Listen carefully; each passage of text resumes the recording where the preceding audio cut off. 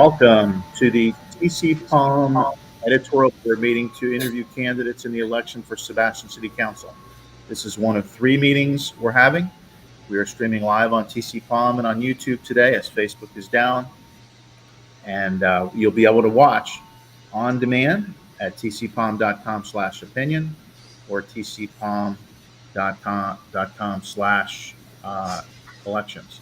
I'm Larry Reisman, columnist and community editor, and I'm joined by fellow editorial board members Adam Neal, editor and news director, Blake Fontenay, columnist, and Louise Philippine and Terry Schlitt, who are both reader advisory board members. Special thanks to our candidates for meeting with us today and streamlining the process by completing questionnaires at a time. Board members have reviewed them and will consider them later as we meet to discuss possibly writing an editorial to recommend a candidate in this race. I'll lead the questioning and open it up to other editorial board members at the end. We might end up having more of a conversation than just a simple Q&A. Our goal is to be completed in 45 minutes or so. Because of time constraints and out of respect for your time, we ask that you keep your answers concise. So we'll start the questioning with Chris. First question is, give one example of what you have done in the past year that proves you are doing more than just talk about helping the Indian River Lagoon. Well, I've worked with the other board members to help pass sensible legislation in the way of the IPM plan, something that protects our waterways, which in turn protects the lagoon, as well as our IPM plan for the land-based chemicals, which the IPM plan works where it works mechanical methods first. And if mechanical methods don't work, it starts with a least toxic natural chemical if needed, but only if needed. And then it works its way up as if things don't progress. So I think that's a direct help to the lagoon, because we know all waterways lead to the lagoon. Thank you. Thanks. Clint? Yeah, hi. What was the question? The question was, give one example of what you have done in the past year that proves you are doing more than just talk about helping the Indian River Lagoon. Well, my experience where I came from, I installed sanitary systems, and I feel that that is very important in terms of keeping nitrogen and phosphates out of the waterways. It is very important because if you have a system like an IA system, which is an innovative alternative, what you can do is you put recycled water into your drain field, and that eventually leaches into the waterways through the groundwater. So those are one of the things that I would like to get started. It's something that, I'm licensed in, and basically what I had seen up on Long Island where I came from, we had the same exact problem that we're having down here, and I'm trying to prevent the killing of the waterways. So I think that is very important. Thanks, Clint. We'll start with you on this next question, which is, given the fits and starts of the past stormwater efforts in Sebastian, including the doubling of resident stormwater fees, how can you ensure that planning and execution of a stormwater plan will be beneficial for the residents of Sebastian? Stormwater plan, basically, I've been walking around. I do a lot of walking, a lot of riding around in the neighborhoods, and basically what I've been noticing is a lot of the drains going underneath people's driveways are pretty much clogged. They're blocked. Also, for example, in my neighborhood, what I've noticed is it seems like the piping that's going underneath the roadways is partially blocked as well. I'm seeing, elevation-wise, I'm pretty good with elevations. When I look at one side of the road, it's higher than the other. So the higher side of the road has got water buildup on it, and the other side of the road has got no water buildup. And there's a tunnel right there that goes right underneath the roadway, and why is it blocked is what I want to know. There's got to be some way to clean it out, flush bag it, or whatever it takes. These have got to be cleared out in order to keep the water flowing in our swales so we don't have water buildup on the streets. Thank you. Thanks. Chris? Yeah. So over the past year and a half, our city employees have worked continuously to dredge our ditches behind our houses. They've worked to clean out almost every single pipe under the roadway with our vacuum truck, that's how they're cleaning out those. The culvert pipes are a little bit of a challenge because the culvert pipes belong to the homeowners, and there's homeowner responsibility there. I know in the past I've worked with some of our local landscaping companies or even our drain field companies that can come in and they'll actually willing to take the vacuum truck and suck out underneath the culvert pipes. Unfortunately, that's a homeowner responsibility, but I don't know that we have the blockage that some think we have. Now, as far as our ditches, they get maintained constantly by a contractor that's working from end to end of the city. They constantly are working. I think they just went through my own neighborhood here recently, and that's a constant process. That's not using chemicals. That's using totally mechanical methods, everything I've mentioned, and we're working on it. Now, the challenge with our city stormwater drainage system, if you understand the history of the city, is it's about 6 stormwater systems that have been all kind of clumped together. And we've worked really hard over the past 15, 20 years to try to work those systems together in order to benefit the whole city. Unfortunately, it's been a challenge. The stormwater plan is a challenge, is a plan to help fix that. That's what the stormwater plan is for, is to help identify where there are elevation issues, where there aren't elevation issues, and work through that so that the water does drain, the excess water. Not all water is intended to drain. You want some of the water to seep back into the aquifers to replenish the wells that are out there. Thanks, Chris. You're welcome. And we'll start with you on this next question. Many people move to and love Sebastian because of its small town feel. In light of proposed development and in the past annexations, please explain how the city should keep that feeling or could keep that feeling, or is that impossible? Well, it's always a challenge to keep a city anywhere the same, especially a town that is beautiful and desirable as Sebastian. Our challenge is always to try to keep this as a small town feel. I've raised my 7 children here for a reason. I've lived here almost 25 years for a reason. I love Sebastian. I love what it has to offer, and I want it to continue being like it is. At the same time, if we have the opportunity to annex property just outside of our city limits, which is property that's touching our city that meets the state requirements for annexation, I feel that we have to annex that property to keep control of it. Because if we don't keep control of that property, we also don't get any tax benefits. So then all those same people, if we don't annex it, will still use our infrastructure, still use our parks, still use all of our facilities without any benefit to us. If we annex it, then they're paying taxes that will help benefit us. Over the next 10 years, their infrastructure won't need upgrading. So all of their tax money will go towards the city of Sebastian, the existing tax residents, and it will help benefit them because there won't be a lot of infrastructure needs for those new developments in stormwater or any of those other things. So I think we have to annex when it makes sense for our city, what's best for our city, so that we can control our surrounding areas. Well, at the same time, we're still going to try to keep that small town feel, that fishing town feel, but growth is inevitable, so we have to have control over it, so it's best for us. Okay, Clint. Many people move to and love Sebastian because of its small town feel. In light of proposed development and past annexations, please explain how the city should keep that feeling, or is that impossible? It's not impossible. The vacant lots that are left in Sebastian, it's really not a whole heck of a lot. Controlling the growth rate is important. What's going to happen is if the city grows too fast ahead of the infrastructure, we're going to have strains on the infrastructure.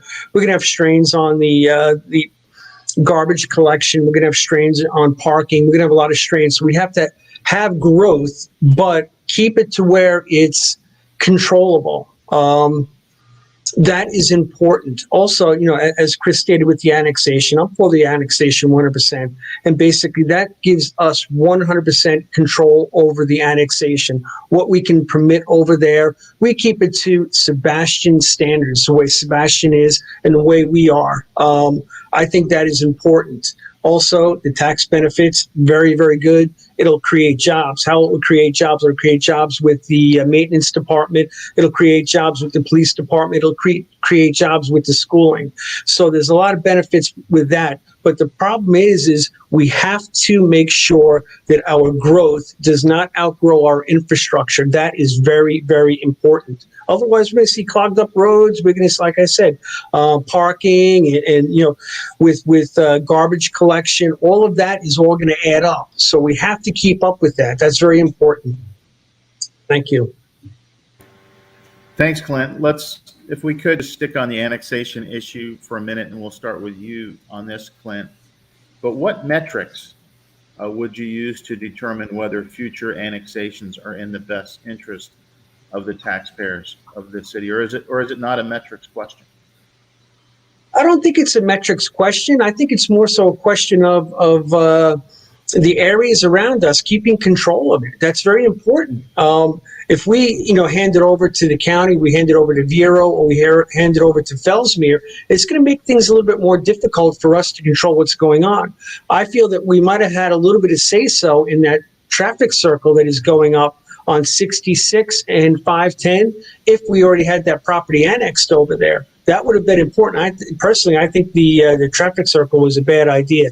But if we have control with the annexation, it makes our lives here easier to adapt to the growth of the city. We can control it, and that's very important. Thanks, Clint. Chris, going back to the annexation question, what metrics would you use to determine whether future annexations are in the best interest of the taxpayers of the city, or is it not a metrics question? I do agree it's not a metrics question. It's really about control.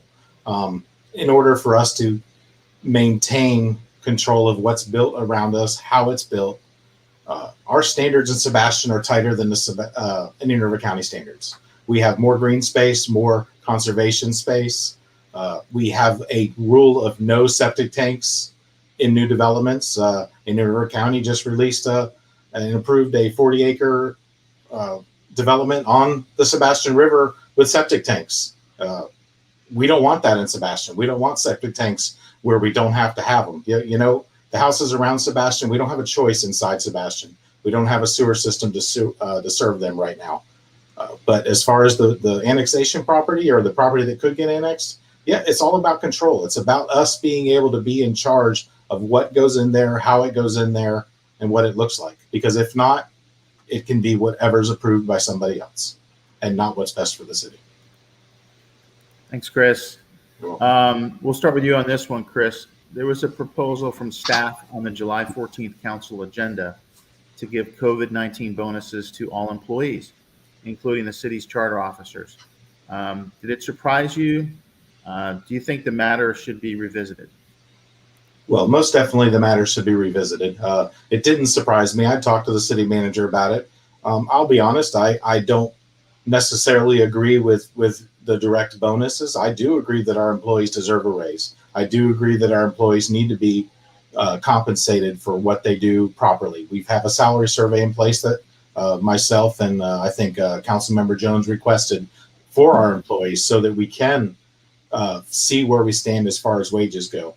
We're going to have a workshop. We're going to discuss where to spend the COVID money.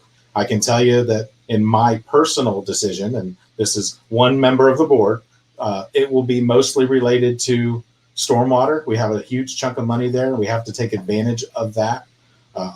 And I think that's probably one of the biggest issues for the citizens is to get the stormwater fixed. So I think that's probably going to be where most of the money is spent. But that will be for us to decide at a workshop. And then the board, all 5 members will work with staff to decide that. But I think that's a good start. Thanks, Chris. Clint, need me to repeat the question, or are you good? Yeah, repeat it, please. Okay. There was a proposal from staff on the July 14th council agenda to give COVID-19 bonuses to all employees, including the city's charter officers. Did it surprise you? Do you think the matter should be revisited? Yes, the matter should be revisited. I think that giving the COVID money to the employees as bonuses is kind of like, it's somewhat of an insult to the citizens that really, were out of work and they, and they lost out on money. The employees that lost time, vacation time, sick time, and personal time due to COVID, they should be reimbursed for that. I have no issue with that whatsoever. But to say that they should be getting bonuses, that's some pretty sketchy ground, I think. I would say no, definitely not give it to them as bonuses, but compensation in other avenues. Thank you. Clint, we'll start with you on this one, but can you name or what, in your opinion? I'm sorry, let's go to Clint on this one. Or you already answered the bonus question, Chris? So we'll go to Clint Yes, on this I did. next. Yeah, we'll go to Clint on this next question. Let's talk about transportation for a minute. You brought up the roundabouts, but can you name, or what, in your opinion, are the three greatest challenges for Sebastian and the North County in terms of transportation? When you talk about transportation, you want to be more specific? You want to talk about what we talk about? Cars? You talk about roadways, trains? Okay. One of the big problems I see that I take issue with is cycling. Okay, I do a lot of cycling, and I'm on the roadways all the time. I don't see any cycling lanes whatsoever in Sebastian other than on US 1, which I don't think anybody wants to ride on US 1 when it comes to cycling. That's pretty dangerous. I would like to see cycling lanes added. That I think it would be a bonus, especially with the amount of people that I see in Sebastian riding bicycles. Now, when we talk about riding bicycles, we're not talking about riding the rails to trails. Rails to trails is pretty fantastic. But, that's only if you start from the school area, it winds up only being about a 2-mile ride. I'm talking about doing cycling. Like, today I did 35 miles. I went over to the island and I went down A1A. I would have loved to have rode around Sebastian 1 or 2 times. I've done circles around Sebastian, and I found it to be very dangerous. We're very lucky that we have a lot of people that actually look out for people on the roads, walking and riding bicycles, and they give a wide berth. That I appreciate. So, the cycling lanes would be definitely a big improvement. Also, a shoulder would be nice. Wider roads would be important, but that's something that we have to live with, and that's all part of our growth. If our growth is getting too big and it's affecting the roadways are going to have to grow, obviously. So I'm pretty satisfied with the way things are in Sebastian with the transportation. I have to say that. Thank you. Thanks, Chris. Three top transportation issues in your mind.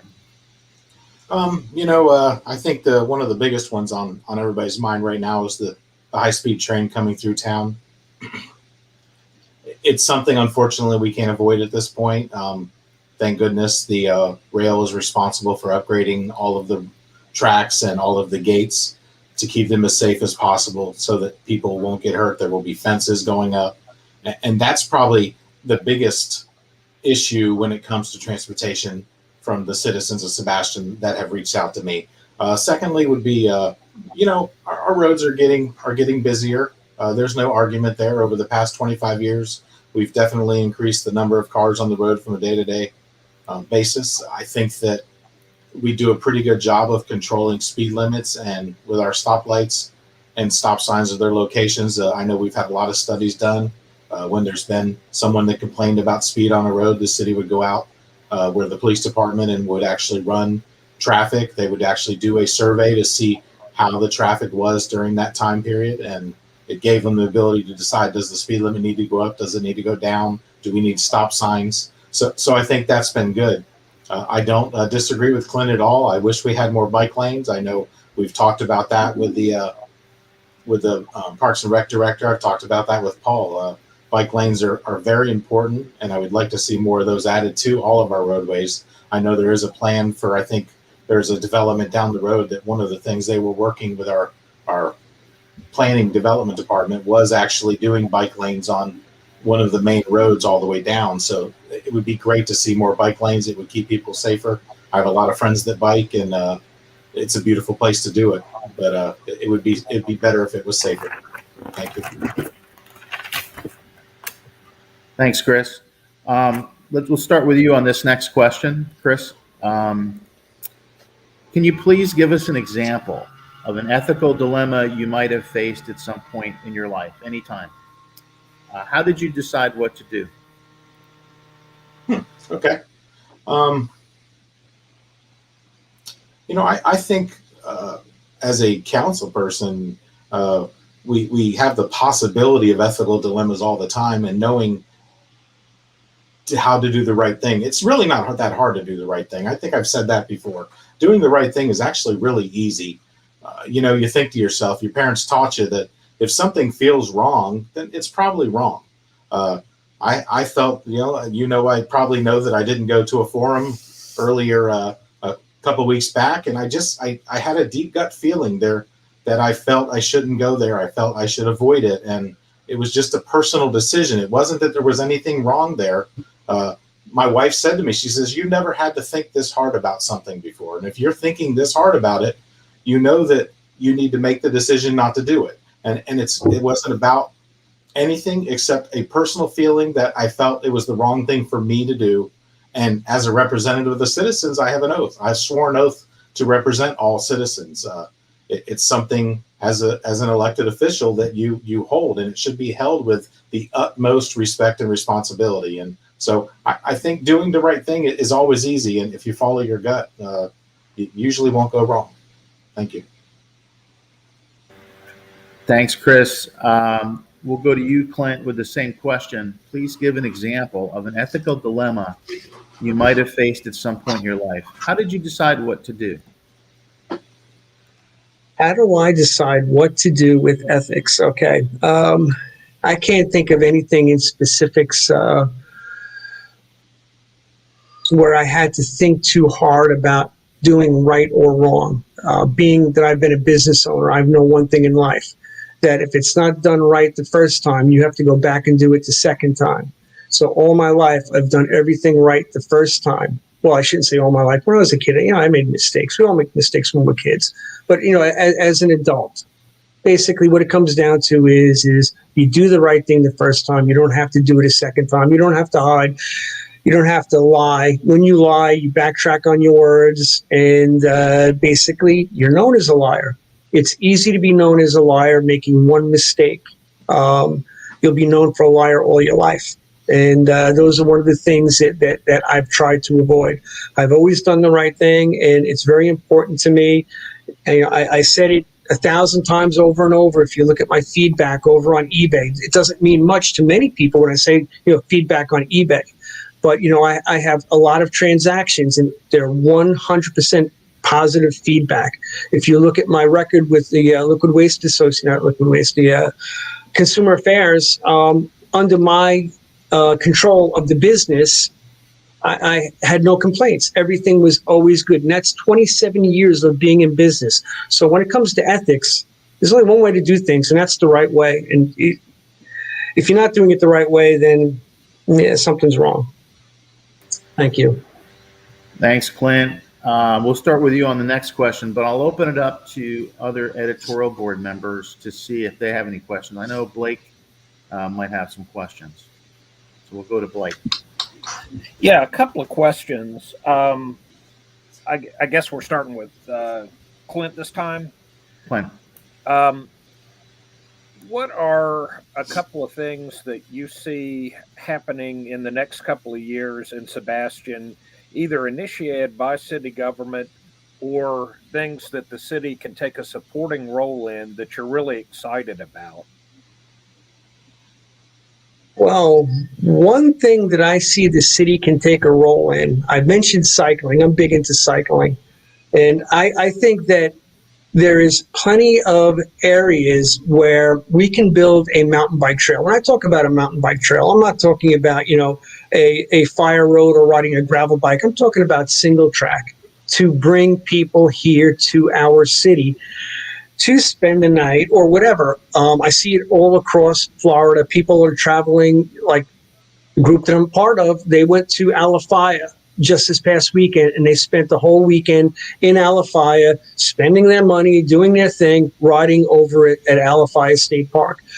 If I saw the county or the town rather, or the city getting involved with something like that, I think it would be a big, giant plus for us.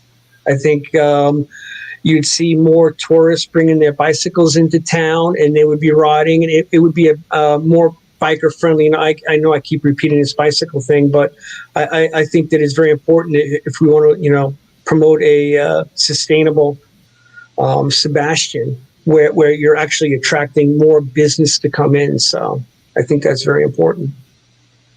Thank you. Thank you. Chris, same question.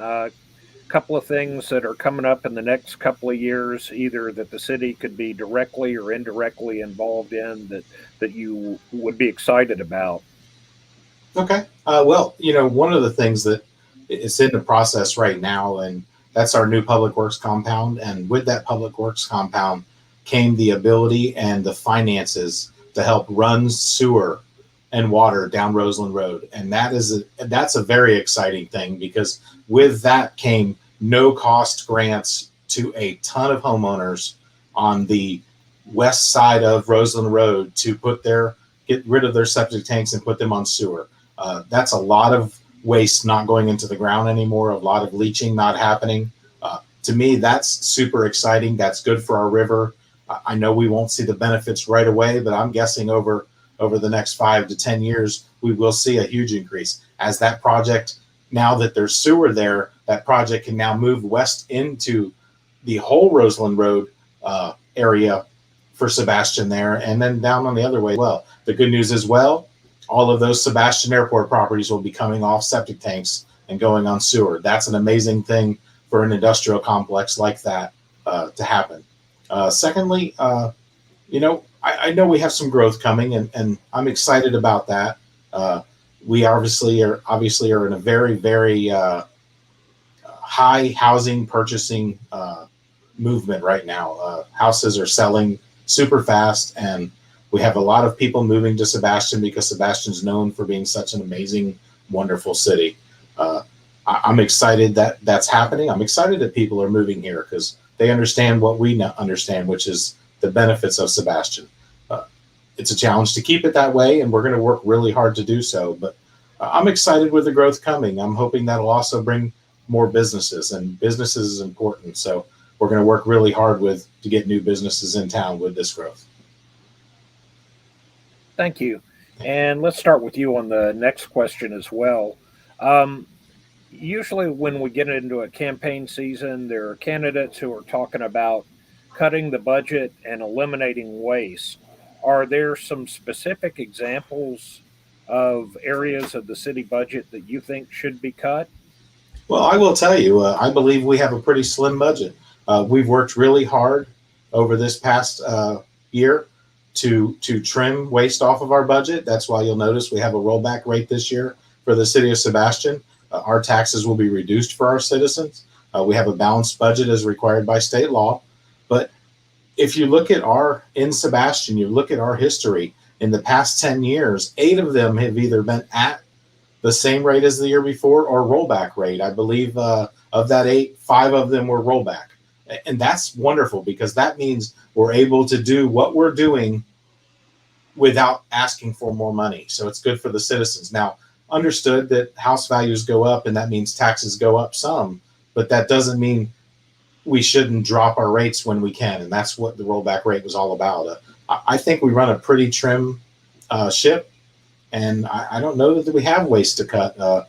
Ken Kilgore, our budget guy, is really good at what he does. He works really hard with the rest of our Sebastian City staff to cut where it needs to be cut. And we get a lot of grants, which is an amazing thing. Federal grants. Now, it's still tax money. It's still going to be paid one day back to the federal government, but it's not out of your local taxes. And so if we can get federal grants to do those things, that's an amazing thing. Thank you. Thank you. Clint, same question. Any specific areas in the budget that you think need to be trimmed or eliminated? The budget it's in good shape, but I'm concerned about some of the spending on some of the the services that Sebastian pays out. There was a walkthrough engineering report done at Krabby Bill's, and from what I understand, it was $20,000 for an engineering report at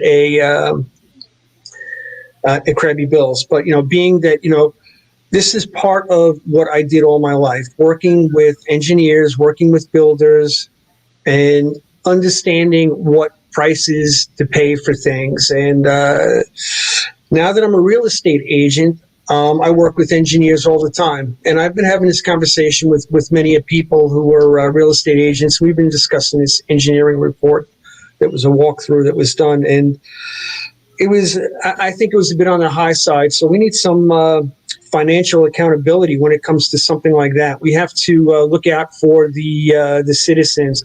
Another thing that kind of bothered me was I was at one of the meetings, and what I saw was the signs that were out front, the new LED signs, which they look great, and I'm all for them. Don't get me wrong on that, but paying $60,000 for a sign, two signs rather, and it's only coming with a 5-year warranty. I quizzed the contractor about the signs. I got all my information. I collected it all. Apparently what they tell me is the LED lights last 5 years, but there is a 7-year warranty available, and there's a 10-year warranty available.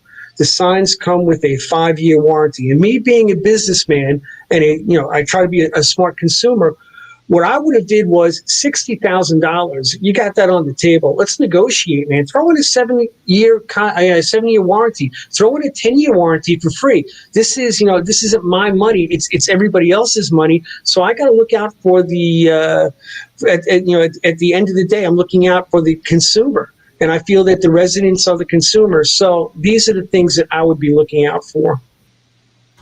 Thank you. Thank you. Anybody else? Adam, Terry?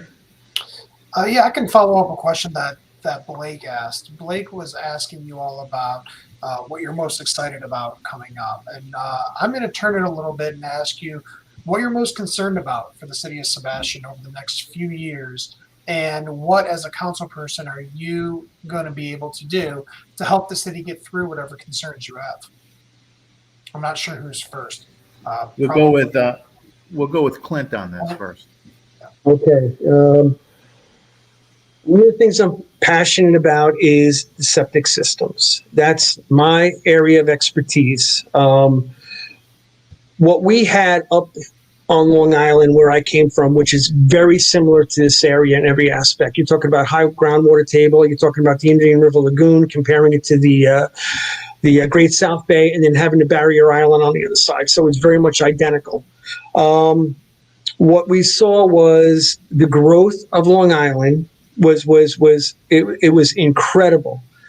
All of the houses that were being built were not being built with these IA systems. And I keep pushing these IA systems because I think they're a fantastic thing. Basically what they do is they recycle the water before they put it into the ground. Before any water goes into the ground, it's recycled. So what we had up on Long Island was we worked it out with the state, we worked it out with the federal government, and we worked it out with the county, where there was grants given to people who wanted to update their systems. And basically they would get their system almost paid for 100%. So this was, one of the things that we were working on, and it worked out really, really well. All new houses had to have these new IA systems. So this is one of the things that I will definitely be pushing for, and I will be working with the state. I will be working with the federal government, and I will be working with the county, all to get grants to encourage people to put these systems in. This will prevent our waterways from dying. So if you look at Long Island, and I keep bringing up Long Island, but it's very important because you have the Forge River out in Shirley. The Forge River died. At first they blamed it on the fertilizer. Then they blamed it on a duck farm that was there because the nitrogens were going right down into the groundwater and destroying the Forge River. The Forge River is 100% dead right now. It's just a waterway, nothing more. It's contaminated with algae, phosphates, and nitrogen. So the waterway is dead. And that from there, it goes out into the Great South Bay. People talk about going out into the Great South Bay, and they don't want to clam and they don't want to fish in the Great South Bay because the Great South Bay is dead as well. We're starting to see that here in the Indian River Lagoon. So it's got to start somewhere. If we start with something like that, we can get, Vero Beach to start doing something, and then we can get, Melbourne to start doing something. But somebody's got to get the ball rolling on this before our waterway is completely destroyed. So that's one of the things that I would be working on. Thank you. All right, thanks, Clint. Go to Chris. So one of the things that was call it a learning phase when I became a council member was where I stand in the process. And understanding the process is I don't go get grants. I don't go talk to the federal government. I don't do those things. Those aren't in my wheelhouse. What I can do is bring good ideas to our city and talk to our staff about working those things. We have great grant managers inside of our city that work really hard to get every single federal grant and other grants they can, St. John's water management grants and those things. I researched the IA septic tanks, and from everything I could tell, it seemed like they were an experimental product, which sounds like a great idea. I don't know if it's ready for us prime time. Now, what I will say is the city of Sebastian has been a leader in caring for our lagoon here locally. In the Treasure Coast, we are probably one of the best cities at taking care of our lagoon. Ours is one of the cleanest. Back 4 or 5 months ago, we had cities from south of us coming to our part of the lagoon to do water training for their sheriff department and police departments because our water is cleaner, because we have done a great job with it. I think we lead the way in our Treasure Coast area of the cleanliness of the lagoon. Do we have ways to go? We sure do. The governor just gave the local lagoon a $53 million grant to get us moving forward more. That's good. We do a lot here. We have the underdock reefs. We have oyster beds. We have lots of things that we've worked really hard for our lagoon. So it's important that we keep moving forward with that. I think we're doing a great job. We have a great staff that has a good focus. Thank you. All right, thank you. Okay, anybody else? Carrie? Okay, I've got one more question, and then we'll let you guys end it up when we're done. But so I guess we go to Chris on this one. Question would be, let's talk about Sebastian's biggest strength, and then after you talk about that, what would its biggest weakness be? Well, I think our biggest strength is our staff. We have a great staff. Our staff works really hard for this city. They have a great love for this city. I think right now we're very fortunate to have a 5-veteran member council that loves this city. Most of us have lived here most of our lives. We're very excited about where we live and making sure it's kept in a good condition to pass down to our children and grandchildren. I hope my grandchildren live here. That's really where I come from. So I think our strength is our people. Now, at the same time, the weakness can be our people as well. We have a lot of new people that move to town, and they not necessarily understand how things work, how our drainage works. And it's important as a city that we help educate them on how those things work, why they are like they are, and how we're getting from point A to point B, so that we can fix the problems that we have. So I think our weakness is time. We have things we have to get done before things like the lagoon get worse. So probably, I guess I would say time is our weakness, and our strength is our people. Thank you. Thank you. Clint, you want to talk about Sebastian's strengths, top strength maybe, and top weakness? Top strength. It's a beautiful, beautiful tourist vacation community. And that's basically what brought me here is how amazing it is. But on the same token, it's very reminiscent of what I remember when I was growing up as a kid up in New York.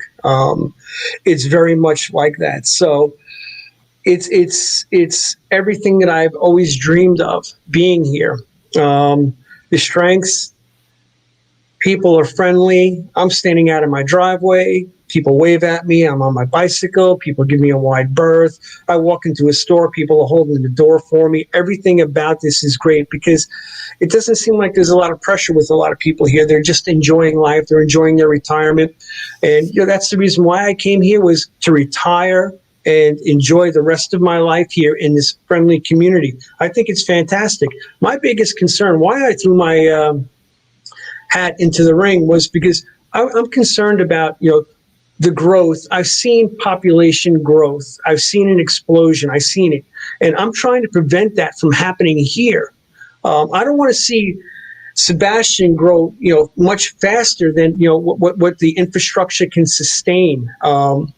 What our community can sustain. Now you're talking about the parks. The parks will be overwhelmed. We don't want the parks we want them utilized, don't get me wrong, but we don't want them overwhelmed. We don't want to see litter being tossed about by people, walking in and just, taking their garbage and throwing it around.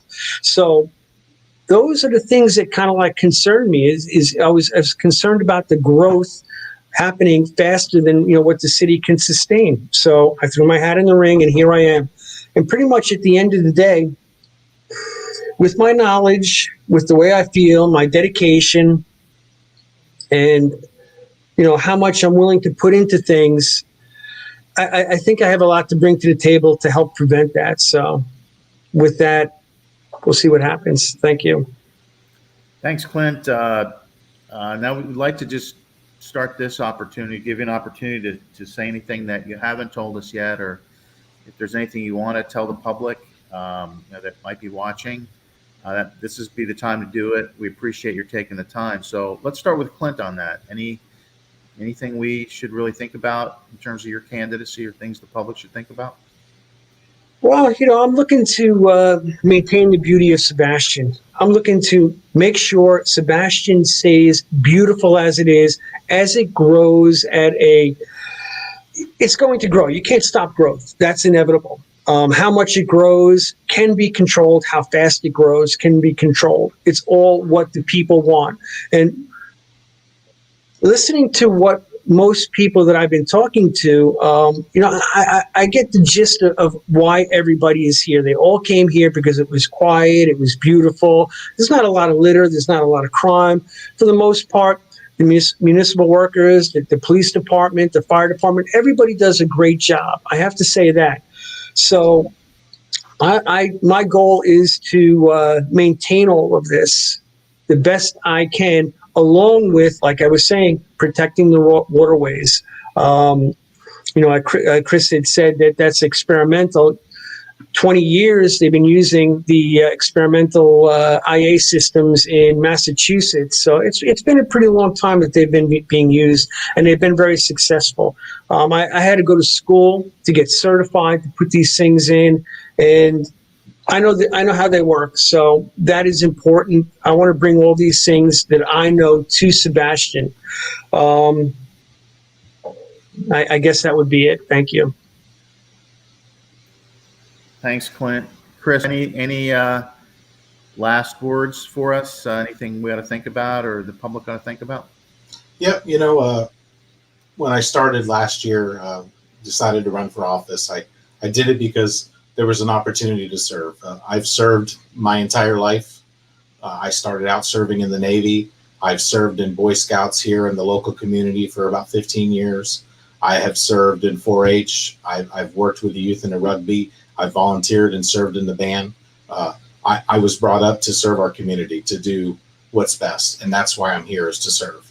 I'm not an official. It drives me crazy when people say elected official. I'm an elected representative. I represent the people. I represent the people that voted me and the people that didn't vote for me. I represent them all. I did this election. My saying was doing it with honesty and integrity, because those two things are very important. If you're not honest or don't have integrity, you can't possibly serve other people properly. I'm not a perfect person. I've made mistakes in my life. I think we've all made mistakes, but what you see is what you get. I am Chris. I am the guy that you can talk to anywhere. I'm at Cumberland Farms every day, having coffee in the morning. I talk to people. I talk to people constantly throughout town. I believe in the city. Once again, I raised my 7 kids here. I've lived here I didn't want to move away from this town because I love what it is and what it represents. Have I met the 6 old grouches? I think I have at one point or another. But the rest of those people in this city, we have 23,000, I believe the latest number was, of wonderful people in this city. It's an amazing, beautiful city. I love to be here. I want to protect it, and I want to protect our lagoon because those are important. If we don't have a healthy lagoon, then it's kind of like having bees. You have to have bees in your community because that's what pollinates things and keeps life alive. Well, it's the same for the water, for the water and our animals that are in the water, the fish and everything else. We have to keep them healthy, and the lagoon is the only way to do that because there's lots of water-based foods that come from that area. So I'm here to serve. I hope that you'll reelect me come November. I'm here to serve you. Thank you. Thanks, Chris. I appreciate that. We won't put you on the spot and ask you to tell us who the 6 grouches are. That'll be for a future question. But no, thank you both for coming today. You guys were great. It was both of your first times, which is kind of neat. You did very well. You can watch replays of this or any other candidate interviews that we've done for the 2021 election, November 2nd, on TCPalm at tcpalm.com/opinion or tcpalm.com/elections. We have candidate questionnaires up there for the various races. And our gentlemen today were kind enough to fill those out. So thank you again for joining us. And don't forget to vote on November 2nd. Thank you. Thank you for everything you do. Thank you very much. Thank you, guys.